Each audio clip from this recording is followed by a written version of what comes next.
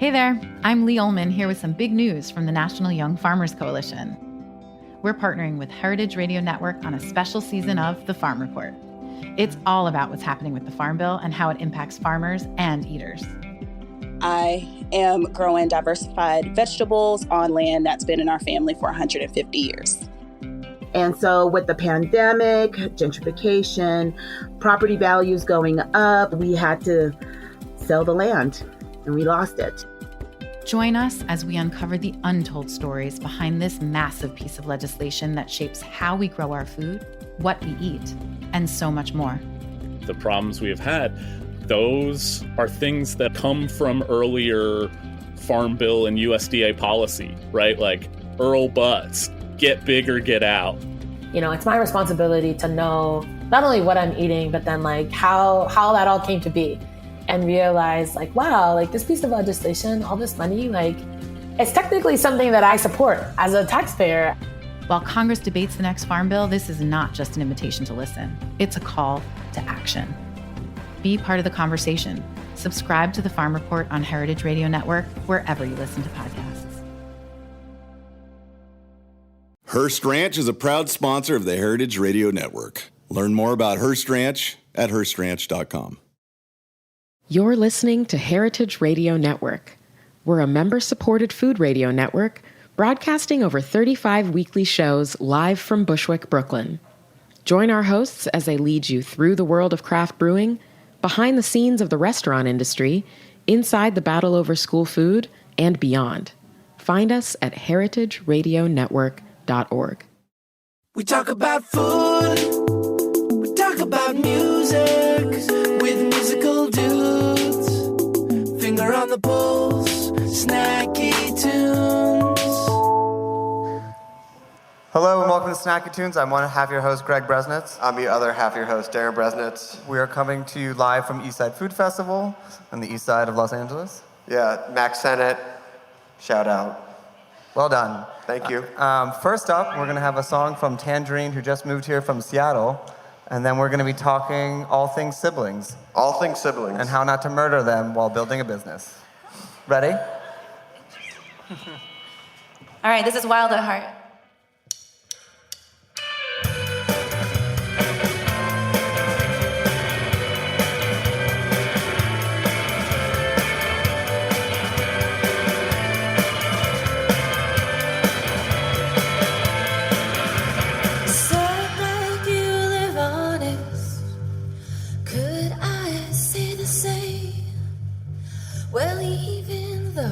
Taunted me, made me feel some kind of way.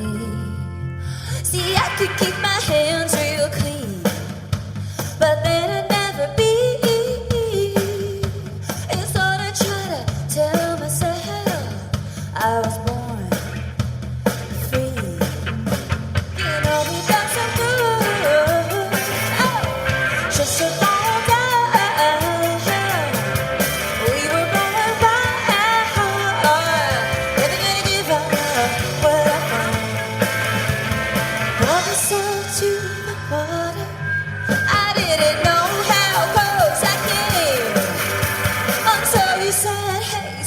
Walker, what's your name? What's your name? See, I could keep my hands real clean, but then I'd never be. And so I try to tell myself I was born free. So clutch your pearls and us. It's such a boy making a fuss. You're paying it. We'll be fine, fine. You know we got so good. Oh, just a fall down. We were going by hard. Never gonna give up what I've done.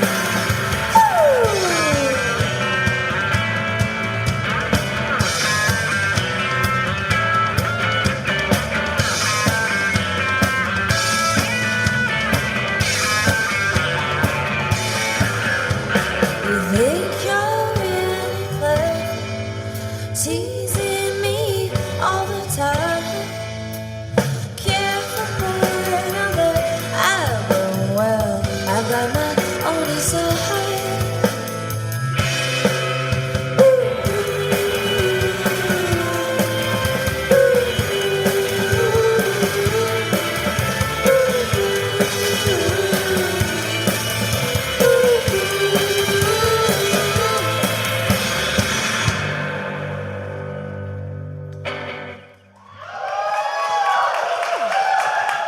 Awesome. Give it up for Tangerine. There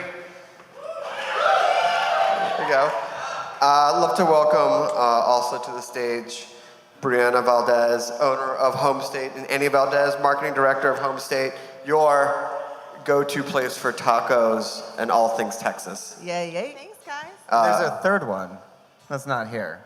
Oh yeah, shout out to the triplet. Yes, she's here in spirit. She's here. She's keeping it real in Austin. In Texas. And love to introduce Tangerine as well. Marika, Miro, Toby, and Seth. Welcome to Snacky Tunes. So this is for all of you. What was it like growing up? Were you all close? Did you grow up close, or were you fighting a lot and then got closer as you got older? We were actually surprisingly really close, and with our other sister as well. We didn't fight a whole ton. We had our moments, but on the most part, got along really well. Yeah, I feel like we weren't allowed to fight. I feel like our parents made us like each other. Yeah. Like we weren't allowed to say shut up or anything like that. Same. And they'd be like, hug your sister and say you're sorry, you know? Ooh. Like immediately, like if you were... Yeah, I feel like, and it worked. It like forced us to be friends. We should have done that. We probably could have done that more. Yeah. That's some good learning. What about you? What about you? We weren't so peaceful. We were like, since it was, we were 5 daughters. Wow. And 2 older sisters, 4 and 7, when we were born. So we're triplets, for anyone that doesn't know that. And so since there were 3 of us, it was like a really changing dynamic. Like sometimes you'd be like on the end, and you'd be cool, and everything would be like peachy, and then you'd wake up and you'd be like, oh no, like I'm the odd one out now, and they just like, you just didn't know how long it was gonna last. It was really odd, actually. Was there a dynamic of like how the 5 would split off? Was it the triplets versus everyone else, or would sometimes the older ones like get 2 of the triplets, or how was the power dynamic? That's a complicated question. We'll get the whiteboard out for the second half. So growing up, did you ever like join forces beyond just getting along, like lemonade stands or bands or talent shows, things like that? No. I mean, we were always close, but we gravitated towards different social groups. We moved around a lot throughout Texas, so we had built-in best friends wherever we went. So, you know, moves can be really hard when you're a kid, but for us, we always knew wherever we went, we would have 2 best friends, which was amazing and still is amazing. But we gravitated towards different social groups. We didn't really hang out, even in college, actually. Did you go to college together? For the first year, and then we lived in the same dorm, and it was we're A, B, C in order of birth: Andy, Breezy, Corey, Andrea, Briana, Karina. So it was A, Skipador, B, Skipador, C. Wow. And so, that was really fun. But we really didn't see each other much. Yeah, we only lasted together at college for a year as well. And then we went to different coasts. Year and a half. Oh, year and a half. And you two? Did you bands together, lemonade stands? We did have a band together, actually. How old were we? I was 12, and So I was 14. Yeah. Yeah, we started doing music pretty early. And then we have an older sister who we would perform at like school talent shows, and she would do the choreography. She's actually standing back there. So yeah, we did a lot of like creative stuff together, I would say. No lemonade stands though. The choreography was done by you two while performing the band, or? She would come up with it and we would perform it, like dance. Any routines you care to share with us? And I mean, I know it's a podcast, but the audience would really appreciate it. I just remember we did Crazy by Britney Spears. And classic. It was like, you drive me crazy. That was like the one, that's For the those one of you thing who I can't remember. see, it's just like antler hands on head shaking back and forth. Is that apt? Is that a good description? I think so. Okay. I think so. So, as you grew up, as you got older, when did you start to look at your sibling as someone who you might really want to work with or create with? Like, when did it go from just like, oh, we sort of know each other and we like some of the same things, to something a little bit more solid? Yeah, starting out in life, I think we all kind of take a little while. Most of us take a little while to find what our passions are and what we want to dedicate our time and our life to. And for me, I have like a really funny bio, because I did so many different things that led up to me opening Home State, like totally unrelated things. And then Andy at the same time was doing, what she was passionate about. While working at Trader Joe's, she was like, we both moved out to LA around the same time. She moved out to LA 3 years after I did. Was it 3 years? Yeah. And so then we became like pretty close. We were like, we were the only family in LA, so we like definitely joined forces and we lived together. And then, so she went pretty deep into her career in music, and I went pretty deep into my like random assembly of jobs. And then it just, when Home State started, it was something that we both had always dreamed of. I think most Texans that have left Texas are like always looking for their food.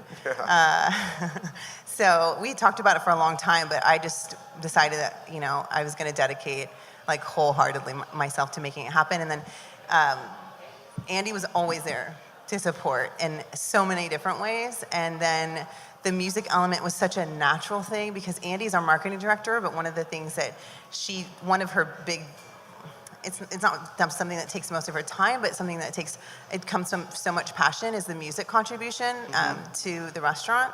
And it's absolutely like one of the biggest personalities of the restaurant, and something that I feel really proud of. When we first opened, I was DJing off Spotify and Sonos, and it was so bad. And I was like, Andy, please Just a help Pandora me. playlist. Pick a band, press play. I never went that far. But yeah, it's something that I think is really standout about the restaurant, and Andy was such a perfect fit to help define who we were through sound.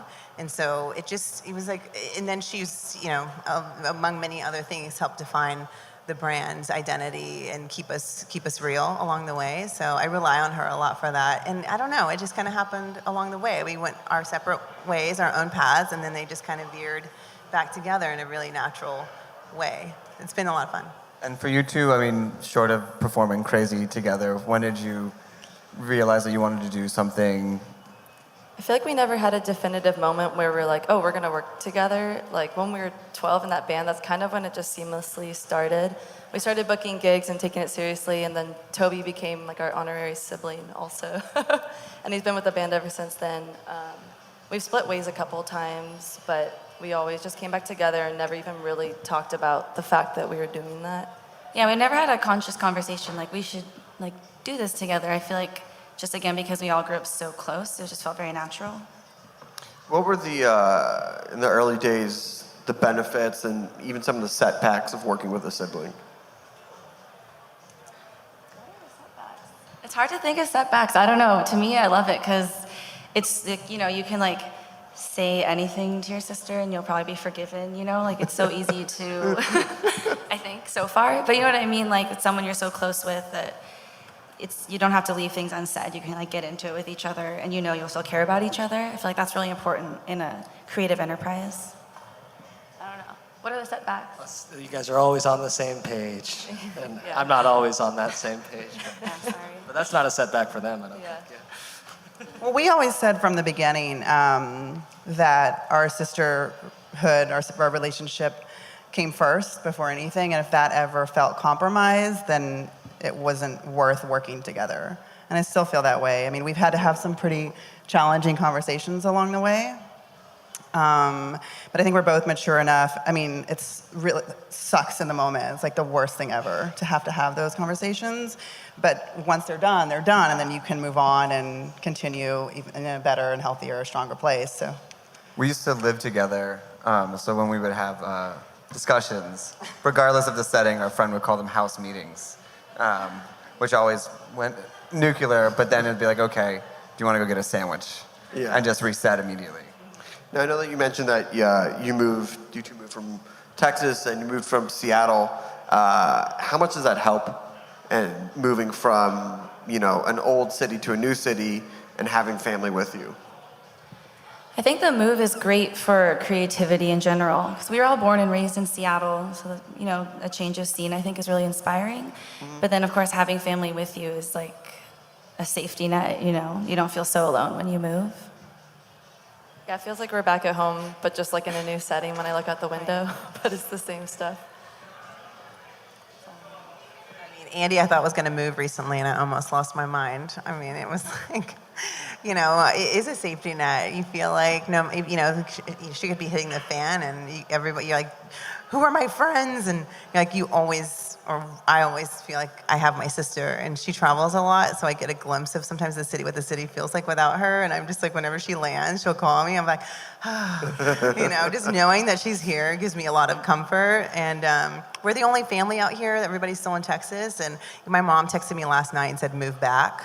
And I was like, I mean, she's still, I've been out here for 17 years. I'm so proud of you, and I love what you've built, but move back. Yeah, no, she didn't say the first part. No. Well, on that note, why don't we have another song, and then we'll get back into working with your sibling and creating with your sibling here on Snacky Tunes Live at the EastSide Food Festival. What's the name of this one?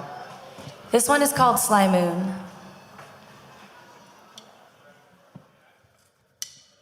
Our love's a strange one. It could leave you lonely. When that sly moon rises, I still wonder how you are. I was a strange girl. You used to tease me sometimes.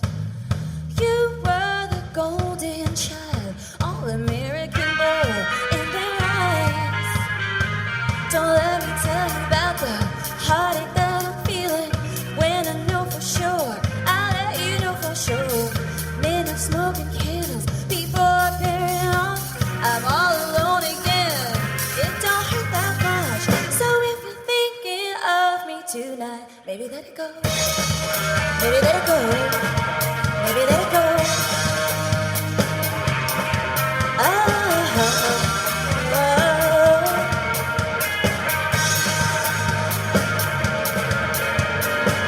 Oh, we could be together.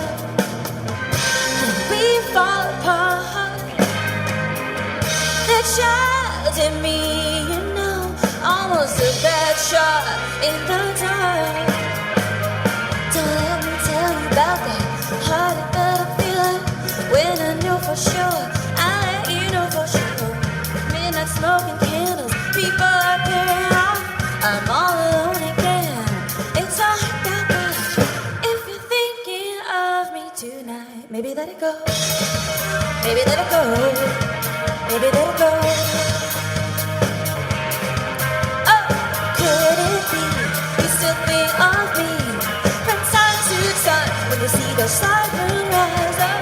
When the wind blows, God only knows I still think of you. That I let it go. Can we say what we want? But can we say what we want? I thought I said blood on the oleanders night.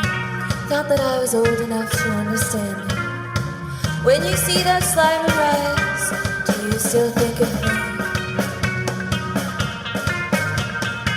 Don't let me tell you about the heartache that I'm feeling when I know for sure. I'll let you know for sure. Midnight smoking candles, people are pairing off. I'm all alone again. It don't hurt that much. So if you're thinking of me tonight, maybe let it go. Maybe let it go. Maybe let it go. Oh, could it be you still think of me from time to time when you see the sun rise up? When the wind blows, God only knows I still think of you. That I let it go. Can we say what you want? Or can we say what you want? Or can we say what you want? Or can we say what you want?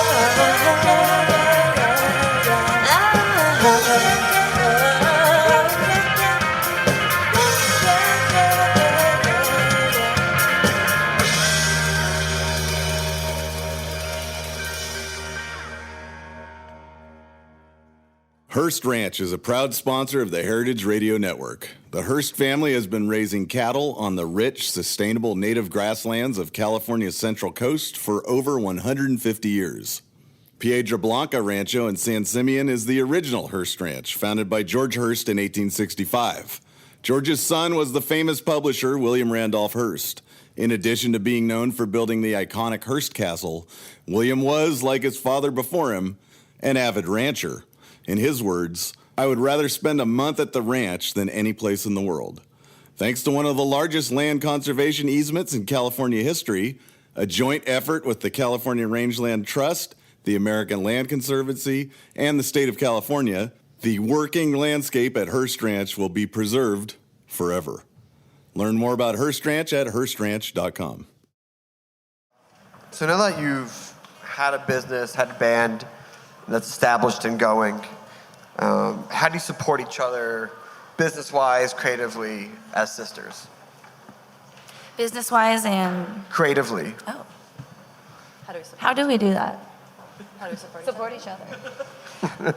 I mean, we're constantly, creatively, we're constantly bouncing ideas off each other all the time, especially when you live together. It's just inevitable. Like, you just get out of the shower and you have an idea, or you're in the kitchen. And it's the same way with business. It kind of never stops.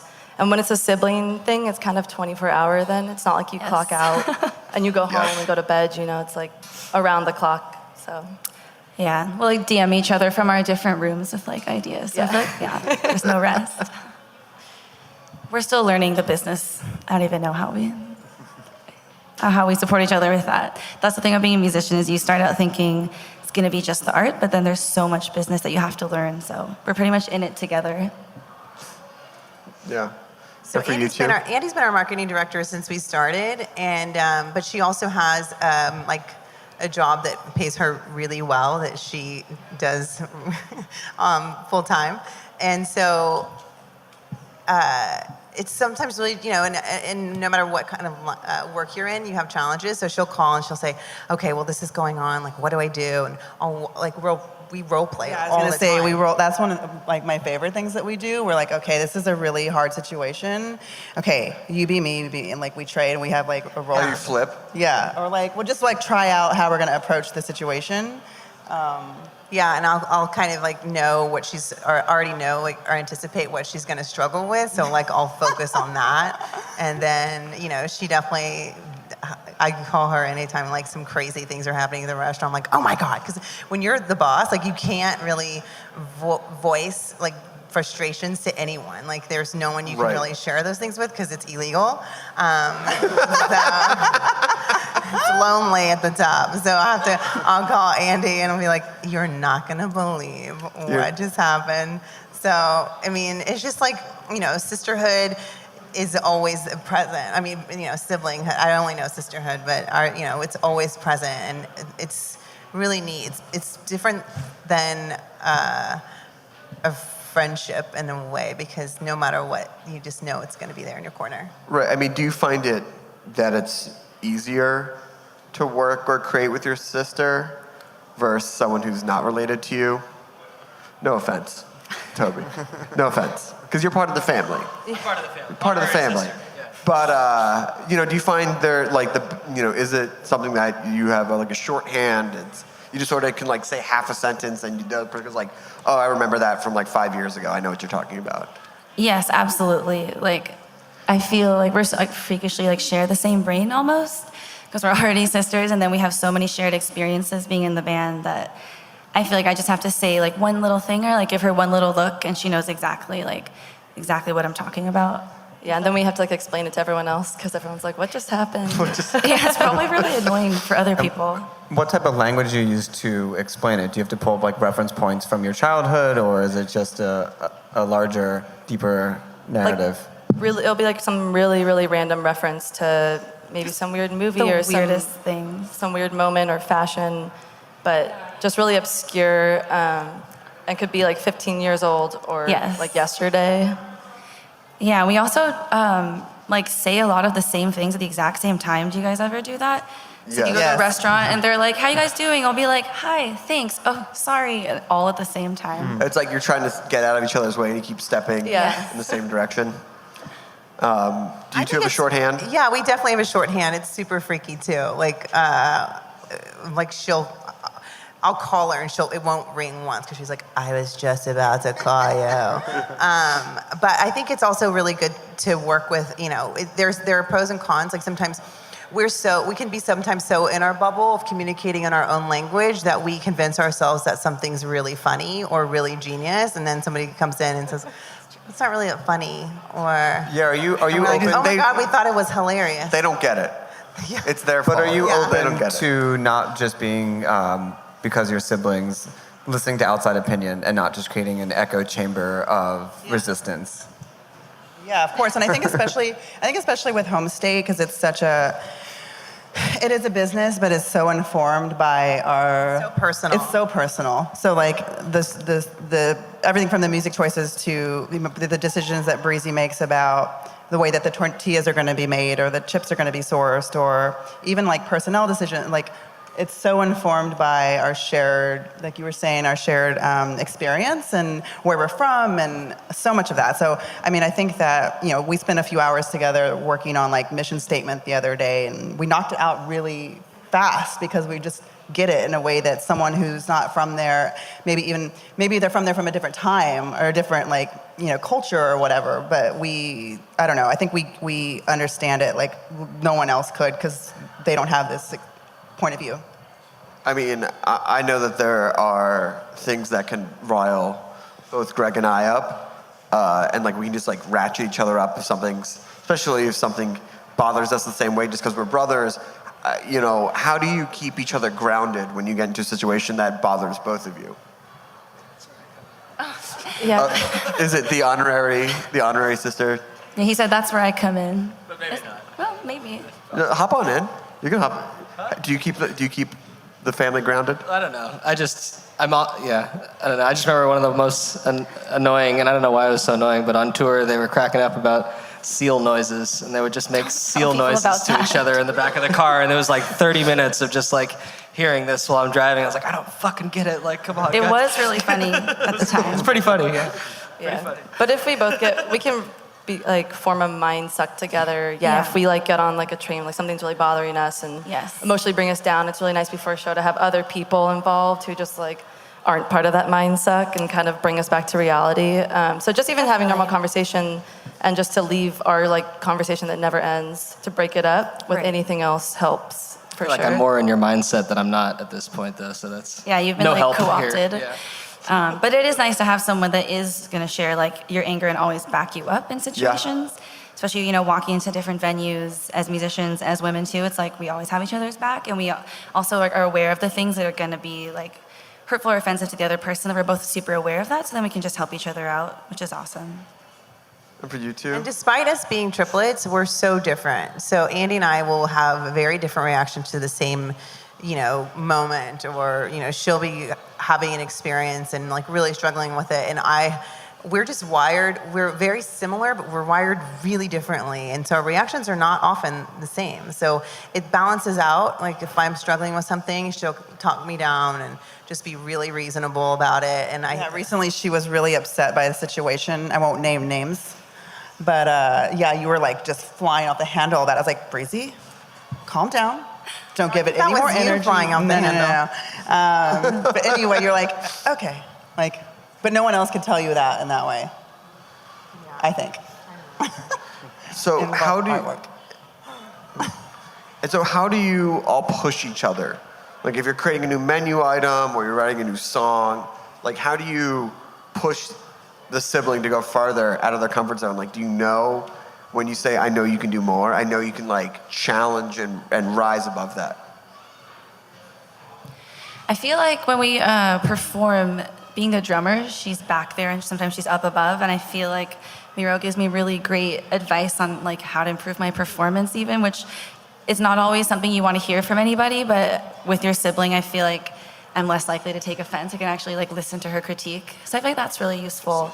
Because it's kind of hard to take criticism in general, I would say, but when it's from a sibling, I feel like it's a little easier. Yeah, it's coming from a good place. Or you can get pissed, but it's like they'll forgive you. How do you push each other? I mean, growing a business, how do you push each other to think beyond like what's right in front? Because you can get lost in the day to day. Like, how do you push to grow? think that I don't really know exactly how to answer that, but I think that we're really independently driven to always do better, and that approach to life is what drove us out of our comfort zone in Texas to come to LA, and so we really are always talking about how we can get better. It's a constant conversation. Like we're always like, having ideas. Okay, well, with work, like, well, what about this? And you can do this. And I mean, it's just having a conversation a lot of times and giving ideas that you maybe wouldn't think of on your own. And then you're like, oh, that would be really cool. So it's just a constant evolution and growth. And that's like the most exciting thing about being in a creative business, is that you can always, nothing stays the same, and you can always come up with new ideas to make it better or different or more fun. Yeah, it's like a jumping off point when one of us has an idea. It's like, okay, well, here's the idea, and obviously it's going to get better once the other person's brain is on it, for sure. On the flip side of that, how do you sit down and have the hard conversations with each other when things are not going well without it going to World War III?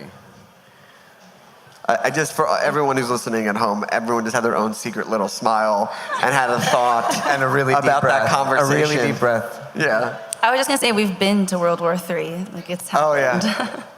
Yeah, I think because there's not like always the professionalism that you have with other people, sometimes it can go to a darker place faster, and it's like you have to work over the years to figure out how to rein it in and not take it to like the sibling place, but keep it professional, because otherwise it will go there really fast. I like that, the sibling place. It can get to sibling town That real dark fast. sibling place. What about the two of you, when you have the hard conversation, do you have to psych yourself up when you have to go like, I know how they're going to react, but I have to say this anyway?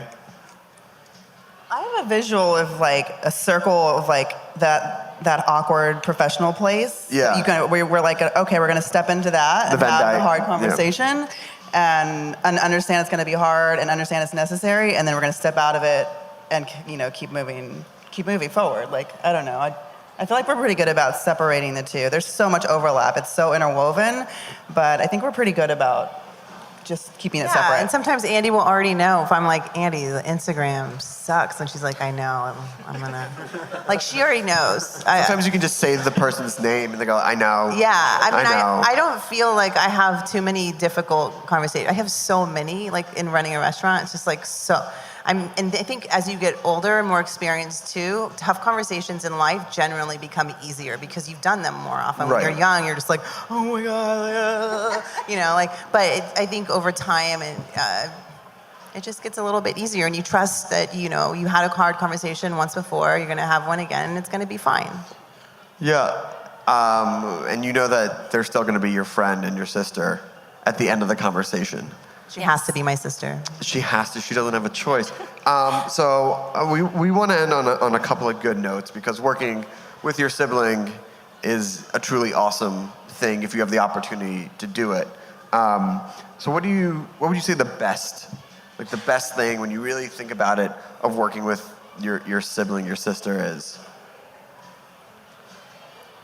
I feel like it's one of the best parts is just know that you're working with one of the closest people to you, like in the world. Your whole family is like for me at least, like my nuclear everything. So just knowing that your career is connected to that is such an amazing thing, and it's not like separate from family. It keeps us even closer. So that's one of the best parts for me. Yeah, and we share clothes. On the everything. I think it's having such a front row view to like, I don't know, I'm just like overwhelmingly proud of her, like regularly, on a professional level, on a personal level. Like, I don't know, it's just so cool to like experience the struggle, like the highs and lows, because all this is very high and low. Like none of it is like peachy all the time. Like it's tough, but when it's good, there's like nothing better. So I think that being able to kind of like have these incredible shared experiences together as adults is like, oh my God, it's like the best sustenance of life. Yeah, I just think you're going on a journey together. You're not you started a band together, and we have a restaurant, and it was like, it went from an idea to a real thing, and that journey is just so much, it's just so much fun. And then you can like have it at the end of a day, you can say like, remember when it was that way, and when we were just doing this, and it's a lot of fun. It's rewarding. No one knows your journey better than your sibling. Yeah, and even from the journey started, when we were woo-mates. Oh yeah, woo-mates. Woo-mates. So classic triplet or twin joke. Final question. What is the one piece of advice that you would give to other siblings who have yet to start a band or a business together that you wish you knew at the start that you know now? I can take that. Hop on in. I would just say laying out really clear expectations. And just saying this is what, Yes. I think that can save you from a lot of pain and suffering, because if you don't kind of, because siblings, we just have a general understandings. We're we're just doing this. It's all good. We'll figure it out along the way. But I think that's where it can get dangerous. So having an element of professionalism, which isn't maybe natural, but presenting that at the beginning as much as you can. And then knowing that you'll break every single rule that you lay out, but at least they were laid out, right? Yeah, you can give it a good shot. Yeah, that definitely is something I would suggest also. Create guidelines of all shapes and sizes, because you're siblings, those are going to be broken, and you're going to do it together at the same time all the time. Have some semblance of guidance. Yeah, and not that you always follow it. Yeah, make sure to have your moments that are just family, that are separate from your business also, just to keep those things separate once in a while. It's just healthy. Yeah, I think having gone through the business together, money coming in together, and living together is a lot without having, it's just a lot, but I wouldn't do it with anyone else. Well, we want to thank you all for coming out. Thank you to Home State and Tangerine. Thank you to EastSide Food Festival. Thank you to the amazing staff out here for helping this out and making it sound good. Thank you for coming. And if you want to go to Home State, or both in real life or online, where can they go? myhomestate.com. Nice. Perfect. And for Tangerine, where can they hear the new music, see where you're playing, get some sweet, sweet merch? We're on Spotify, we're on Apple Music. TangerineBand.com is where you can find all that stuff. Awesome. And you can find us on Apple Podcast and on the Instagram Snacky Tunes. Yes. Thank you to Kong. Thank you to Cameron, Max Sennett, Aunt Lee, everyone. We have one last song from Tangerine. What's this last song? This one is called Nothing Better. Awesome. Thank you. Thanks for having us. Thanks, you guys.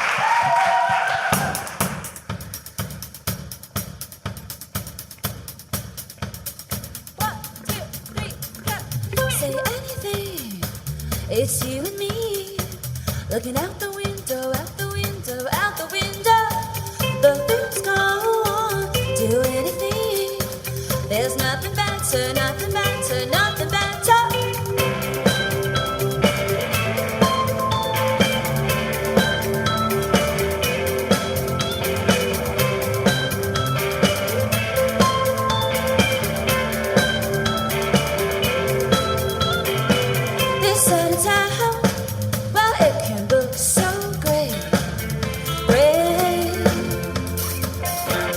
Times when I feel paralyzed in my place.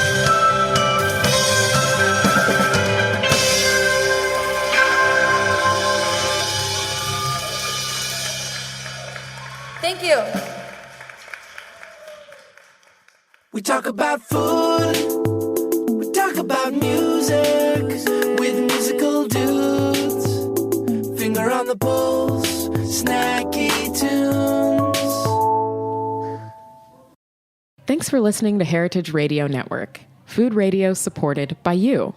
For our freshest content and to hear about exclusive events, subscribe to our newsletter. Enter your email at the bottom of our website, heritageradionetwork.org. Connect with us on Facebook, Instagram, and Twitter at heritage_radio. Heritage Radio Network is a nonprofit organization driving conversations to make the world a better, fairer, more delicious place.